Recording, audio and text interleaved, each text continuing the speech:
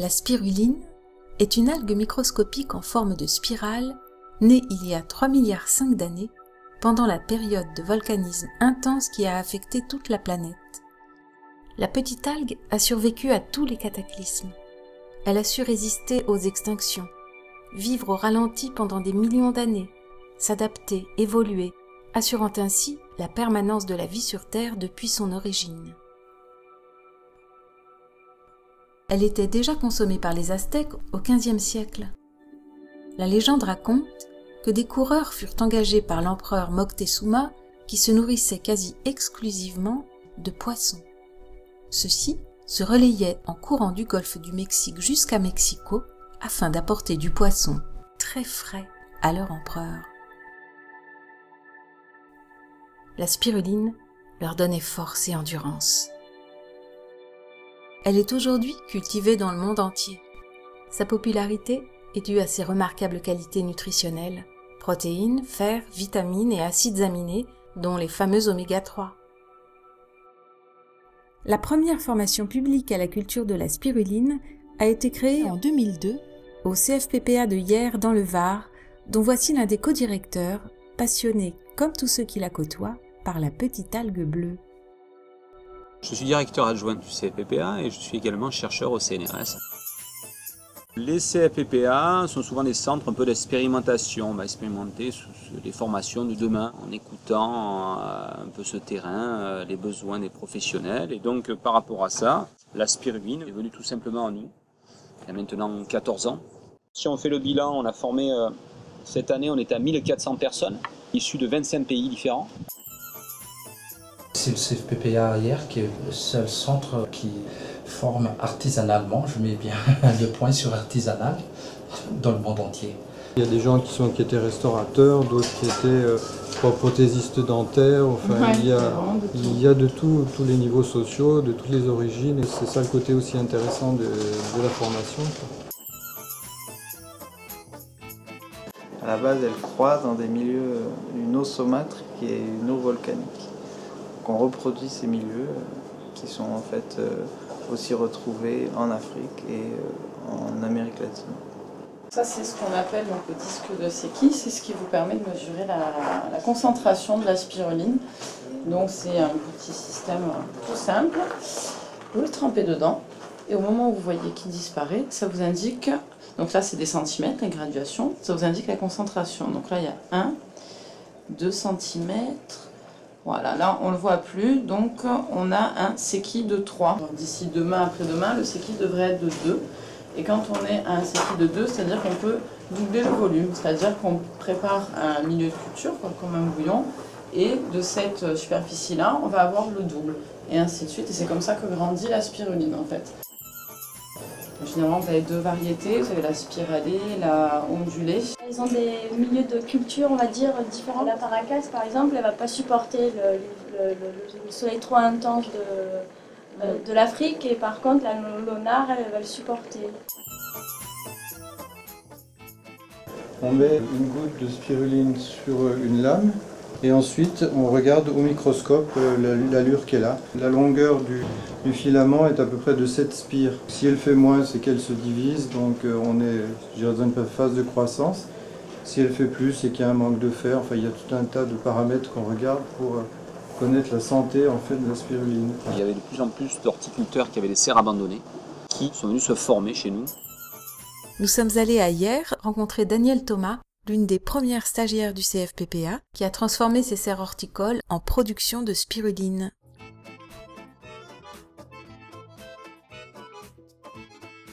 On prépare un milieu avec un pH très élevé. Alors on met du sel de mer, du bicarbonate alimentaire, et après on fait un apport azoté et du fer.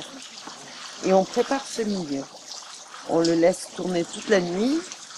Et le lendemain, on va récolter de la biomasse et on va ensemencer ce bassin. Et ensuite, on la laisse poser quelques temps. Moi, je la laisse une bonne semaine se refaire. Et quand c'est prêt, voilà, on fait la récolte. Il faut que ça se passe très, très, très rapidement pour pas que la spiruline se sèche Alors même si elle est mouillée, on voit que la spiruline est en pleine santé parce qu'elle tombe, elle colle pas. Je récolte à peu près 400 grammes de spiruline sèche par bassin. C'est-à-dire que ça représente 4 kilos de biomasse. Voilà. Ça, c'est la biomasse. Il ne faut pas les laisser trop au soleil. On va les mettre à presser. Celle-là, je peux dire, elle est bonne. Elle fait partie des très bonnes. Elle est délicieuse. Il y a tellement d'enzymes dedans que ça te booste tout l'organisme. Autant ton système immunitaire que ça accentue l'assimilation des nutriments, l'évacuation, détoxique le corps. Donc ça a vraiment des actions multiples. Donc là c'est l'aliment par excellence qui fait du bien, voilà, en cru.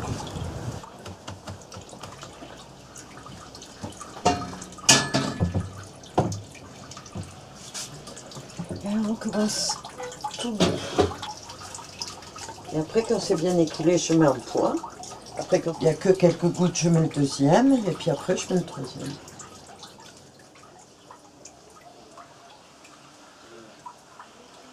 Et on obtient ça. Ensuite, pour faire sécher la spiruline, on la transforme en spaghetti. Alors on la met dans le poussoir. Et après, on va chasser tout l'air.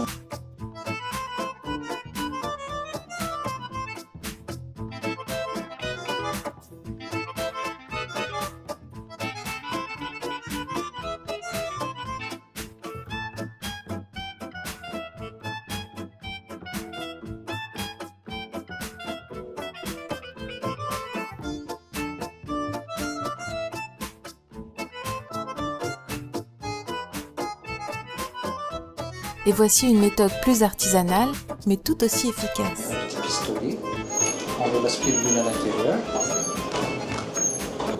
on le pousse.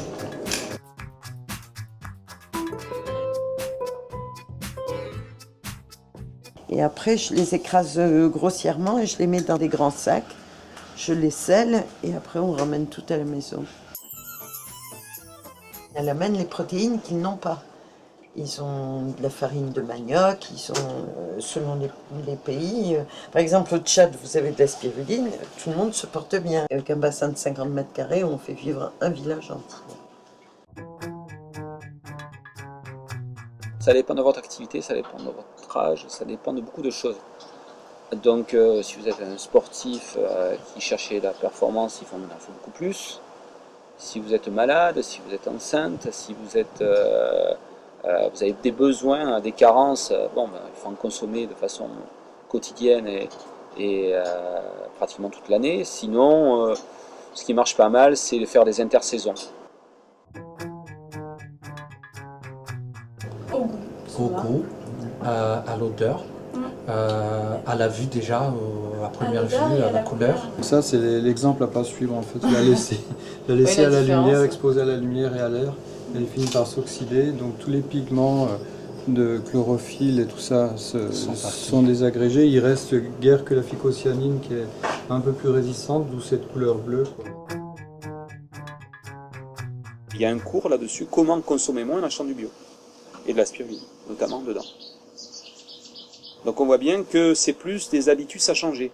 Les gens doivent passer par une acculturation et travailler sur notre culture de l'alimentation et des courses, comment on fait les courses. Alors, ne serait-ce rentrer dans une grande surface, on est tenté d'acheter, alors qu'on rentre dans un magasin bio, on attend, voilà, il n'y a que ça. La tentation est moins forte. Aujourd'hui en France, des cuisiniers associent la spiruline à leurs recettes. Leur but est d'apporter de façon simple et naturelle les éléments nutritifs qu'elle contient en grande concentration. Protéines, sels minéraux, oligo-éléments et surtout oméga 3.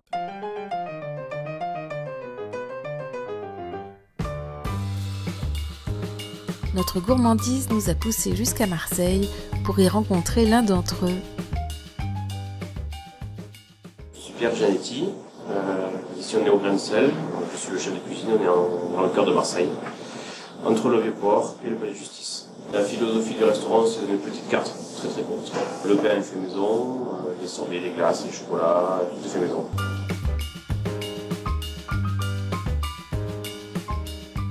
Aujourd'hui, on peut travailler la courgette, la spiruline et un morceau de turbo ou un morceau de quasi de haut. Je pensais que les deux pouvaient aller avec la spiruline, donc on verra ce qui va se passer. J'utilise donc la spiruline pour faire un jus. On va accompagner un turbo là. Un gros filet de turbo, donc un tronçon de turbo. La courgette, on va utiliser le verre pour faire une salade, chercher la fraîcheur, avec citron, orange, ciboulette. Et le blanc des courgettes en émulsion avec la spiruline.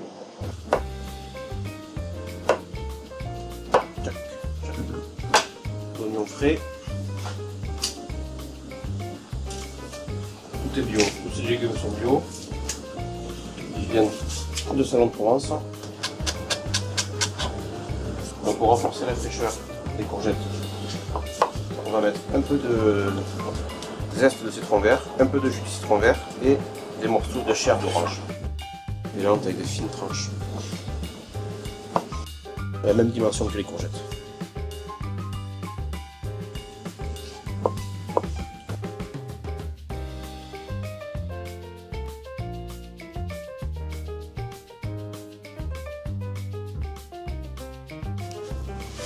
Bon là j'ai juste mélangé la spiruline avec l'eau. C'est bon. Là on a le bouillon de légumes.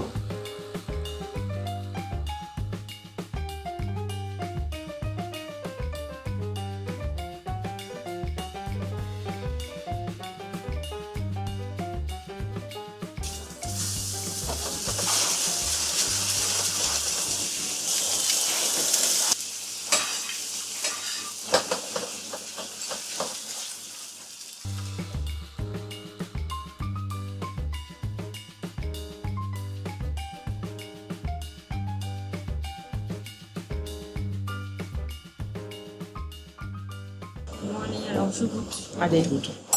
Il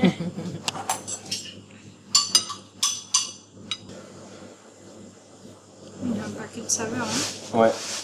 Mais ça amène de la profondeur en fait. Hein. Il y a quelque chose de nourrissant. Enfin, Ouais, c'est ça, ouais. On sent que ça va chercher loin dans les cellules. Il y a de la masse hein, dans la sauce en fait.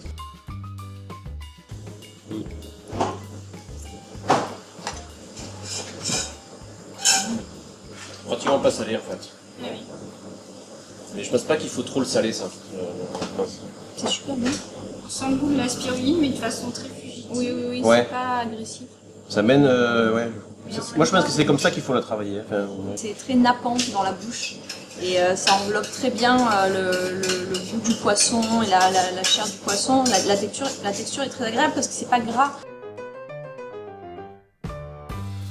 La Fédération des spiruliniers de France, c'est un site où la plupart des producteurs de spiruline sont adhérents et c'est un site qui va faire en sorte que chaque producteur, enfin tout le monde va s'aider entre guillemets, c'est-à-dire que s'il y a des nouvelles informations, des nouvelles techniques de production, une technique qui va faire qu'on va pouvoir produire plus ou quoi, ces informations elles vont être retranscrites sur ce site qui est en libre accès aux producteurs, aux futurs producteurs.